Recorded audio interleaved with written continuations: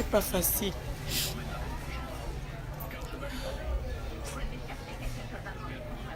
Je vous annonce la mort.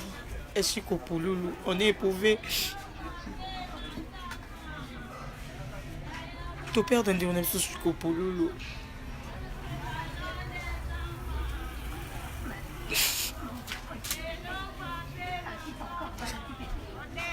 Lélo, on a 2 h du matin pour le tiki biso. À ça, les crises attention. Mais même dans l'hôpital, il y a Pembeni. Seigneur. Ah. Balobi moi été, bah mémé na mon collé à Koufi. On est là, Tozo ma Tozo qui est mort dans mon collé, Tozo aïe, tout qui est dans cinquantenaire. Ah, mon Dieu.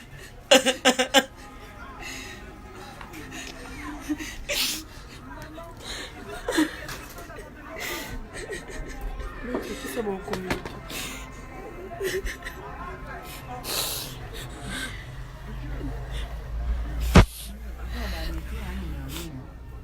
Hey, mon frère, mon nini, Nzambe Nangai.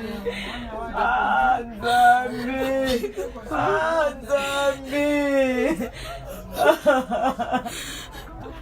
Pouloulou, qui a-t-il biso? Bonga tu kata sanga malade. Boyo kata pour ninga sana hôpital. Soki mbamoka na tongo Pouloulou. Maman vérité, attention kaka sali crise attention. Ba meme na hôpital pour e ba bi moyen ti ba meme na o munene. Ataka na o munene bazokoma o munene na bese. Basali biso boy boy. Ah, Nzambe na monstre. Ah.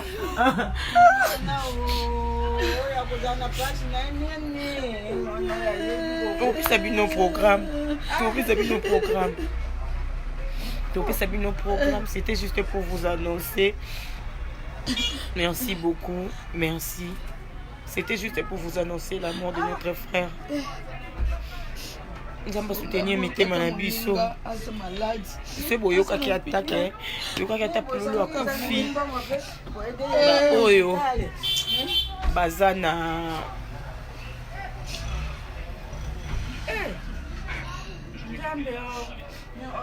En tout cas, courage, n'a déconnu, surtout évoluer à Nenakoupa Pouloulou.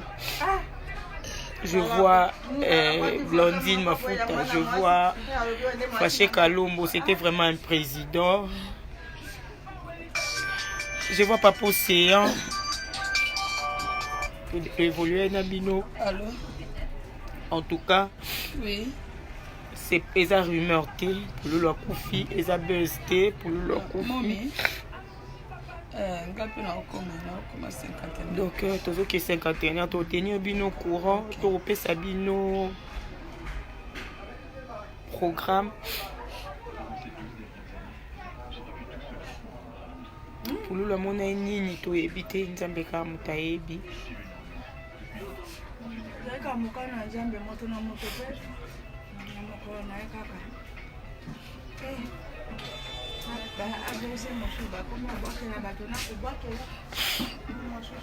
Donc voilà, nous tenions bien au courant, tous à la ces évolutions, il y a ma mais pour l'instant, tous à ma Marie-Jeanne, tous qui sont à morgue et puis toute l'année, merci beaucoup.